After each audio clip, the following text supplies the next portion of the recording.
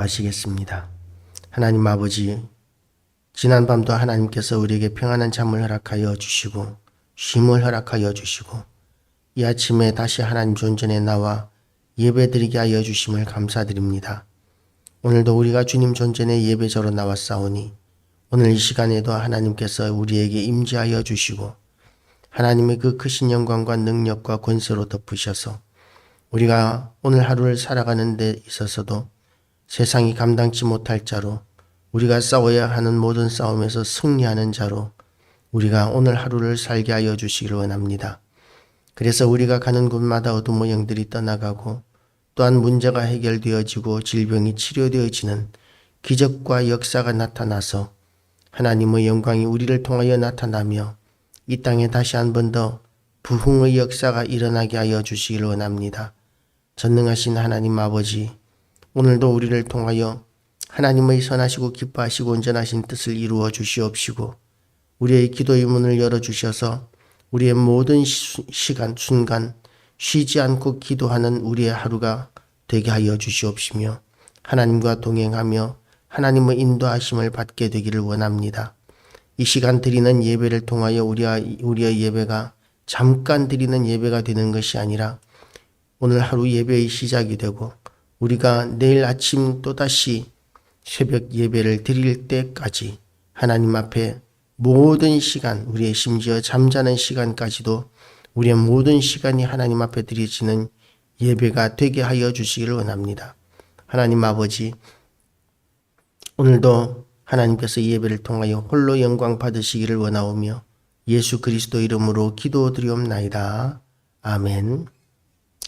오늘도 하나님의 은혜가 우리 모두에게 가득하시기를 주님의 이름으로 축복합니다. 이제 이스라엘과 유다 사이에 이제 하나님께서 책망하시고 그들에게 환난으로 전쟁을 주심으로 말미암아 그들에게 심한 고난을 겪게 하시면서 그들이 하나님 앞에 회개하고 돌아오기를 기대하십니다. 그리고 그렇게 고난과 환난을 주시는 이유가 하나님께서 돌아오게 하시기 위한 이스라엘 백성들이 하나님 앞에 돌아오게 하기 위한 하나님의 목적이 있다는 것을 선포하고 있습니다.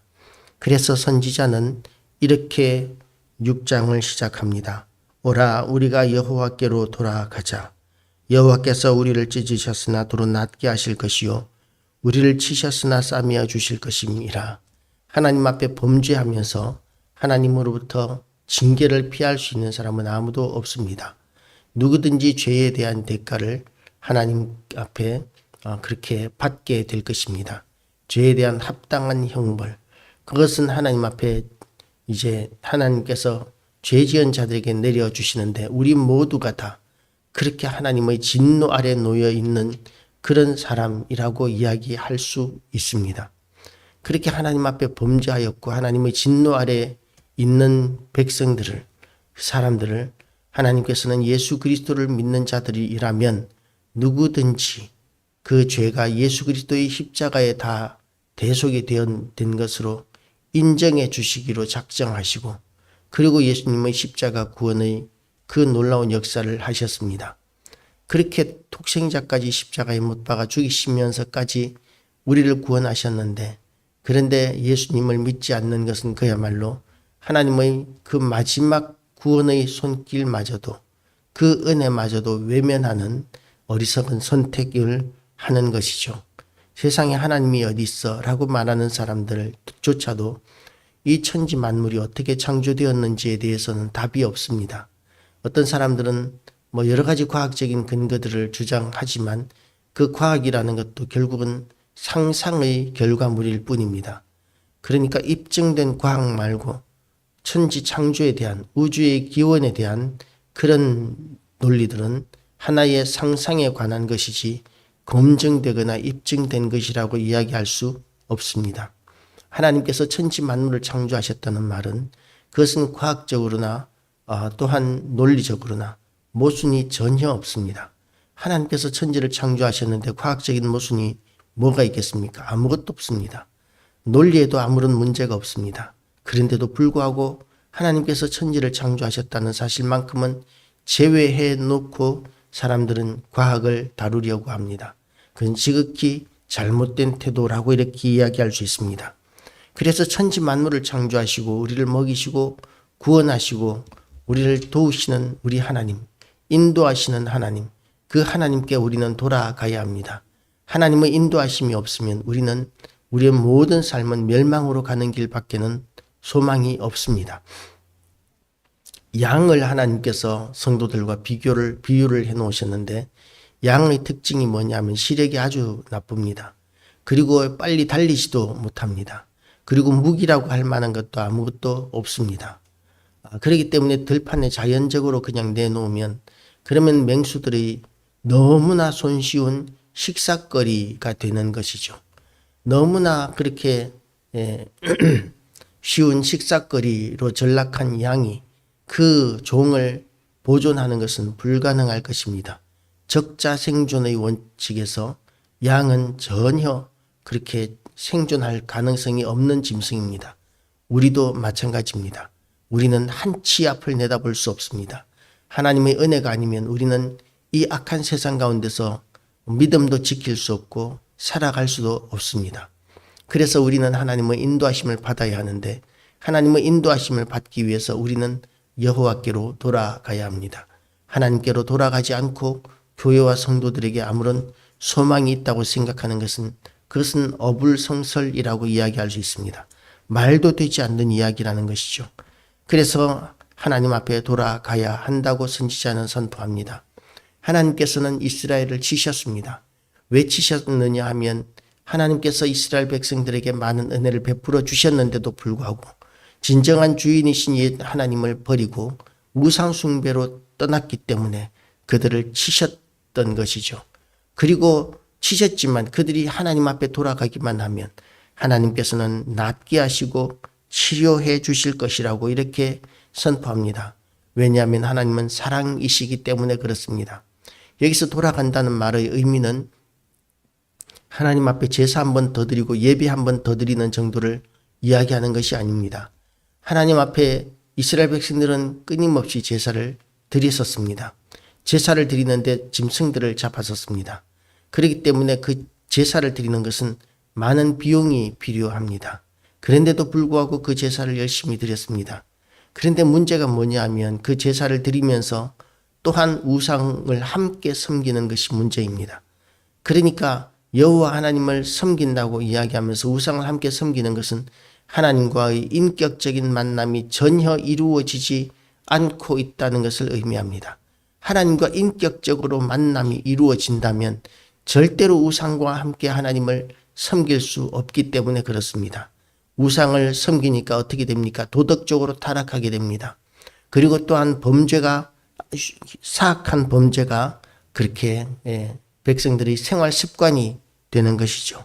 우리나라도 예전에 한 10여 년 전에 청소년들을 상대로 이렇게 여론조사를 해보았더니 법을 지키는 것이 이익이냐 손해냐라고 이렇게 이야기했을 때 거의 대부분의 청소년들이 법을 지키며 사는 그것은 손해보는 길이다. 손해보는 일이다 라고 이렇게 생각한다고 응답을 하는 것을 본 적이 있습니다. 법을 지키며 살면 모두가 다 평안하게 잘 살게 되겠지만 그러나 내가 법을 지키는 것은 손해보는 짓이다 라고 여기는 그런 생각들, 그런데 그런 생각들이 우리 모두를 어렵게 하고 힘들게 하고 무너지게 만드는 것이죠. 그런데 여호와 하나님의 법을 지키는 문제는 더 심각한 문제입니다. 하나님의 법을 어기면서 우리가 하나님의 복을 누릴 수는 없습니다. 하나님께서 복을 내리지 않으신다면 그러면 이 세상의 그 어떤 것도 우리에게 복을 줄 수 없습니다. 천지신명이나 또는 석가나 또는 어떤 신들도 우리에게 복을 줄 수 없습니다. 왜냐하면 여호와 하나님만이 우리 복의 근원이시기 때문에 그렇습니다.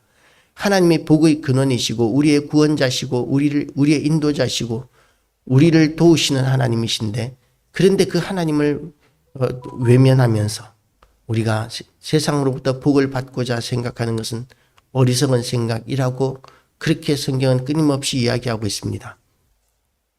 그러면 하나님을 믿지 않고도 복을 받는 사람들은 어떻게 설명할 것이냐라고 이렇게 이야기하는 사람들도 있습니다.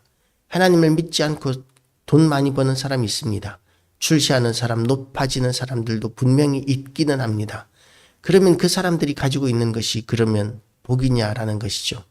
많은 재물을 가지고 높은 자리에 올라가면 그것이 전부 다 복의 전부냐? 물론 우리는 많은 사람들이 그런 생각을 합니다. 나는 지옥에 갈지라도 세상에서 좀 더 돈 많이 벌고 싶어. 좀 더 높아지고 싶어. 이렇게 생각하는 사람들이 있는데 지극히 어리석은 생각인 것이죠. 하나님께서는 그런 자들에게 뭐라고 말씀하시느냐 하면 자칫날 잡기 위한 돼지와 같다라고 이렇게 이야기하십니다. 죽을 날을 기다리는 그 돼지, 자칫날 죽기 위해서 그렇게 배부르게 먹여지는 그런 돼지와 같이 그들에게 하나님께서 방임하고 계시는 것뿐이고 그들의 물질이나 그들의 지위나 출세나 모든 것들도 사실은 하나님께서 얼마든지 사용하시는 하나님의 통치권 안에 있는 것이죠. 그래서 그 모든 세상의 부와 이 땅의 모든 것들은 하나님께서 교회와 성도들을 보시고 세상에 평화를 주시기 위하여 그들에게 은사를 따라서 맡겨놓으신 것이지 그들에게 복 주신 것이 아니라는 것을 우리는 인식해야 합니다. 쓰시기 위하여 임시로 맡겨놓으신 것이고 그것은 금방 날아가 버릴 것이고 그리고 하나님 앞에서 심판받을 때 그들은 지옥으로 떨어지게 될 것입니다. 예수님을 믿지 않은 결과는 지옥으로 가는 것 말고는 없는 것이죠.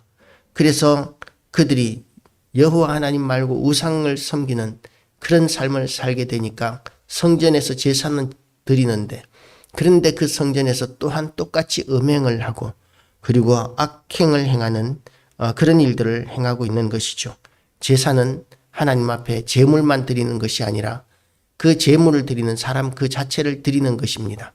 제물을 드리는 그 사람 자체를 드리는 그 의미를 담아서 제물을 잡는 것이죠. 그래서 제물을 드리기 위해서 씻는 것과 같이 제물을 드리는 사람도 거룩함을 유지해야 합니다. 하나님 앞에 제사를 드리면서 온전하지 않은 제사를 드리는 사람은 아무리 비싼 제물을 드리더라도 하나님 앞에 연락되지 않습니다. 그리고 또한 죽어야 합니다. 나의 혈기와 나의 모든 악행과 나의 탐욕과 이런 모든 것들을 다 죽여야 합니다. 그리고 오직 내 안에 예수 그리스도만이 살아나시는 그런 삶이 되어야 하는 것이죠. 그리고 또한 우리는 예수의 이름을 위하여 온갖 고난을 다 겪어야 합니다.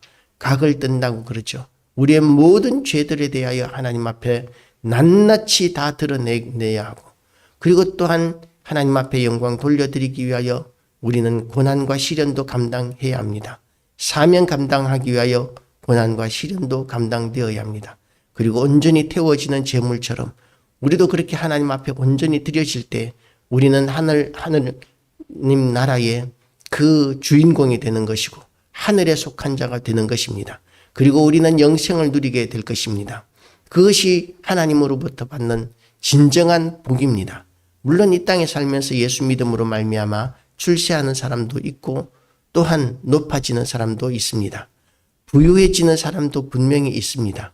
그러나 그런 모든 부유와 또한 모든 출세가 하나님께서 우리에게 주신 사명 감당하는 데 온전히 사용되지 않는다면 그 모든 우리에게 주신 좋은 것들이 다 좋은 것이 아니라 하나님 앞에 해명해야 할 그런 무거운 짐이 될 수 있다는 것을 우리가 명심하고 하나님 앞에서 여호와께 돌아가는 하나님과 인격적인 교제가 이루어지고 하나님과 동행하는 모든 교회와 성도들 되시기를 주님의 이름으로 축복합니다. 기도하시겠습니다. 하나님 아버지, 오늘도 하나님께서 우리에게 은혜의 말씀 허락하여 주심을 감사드립니다.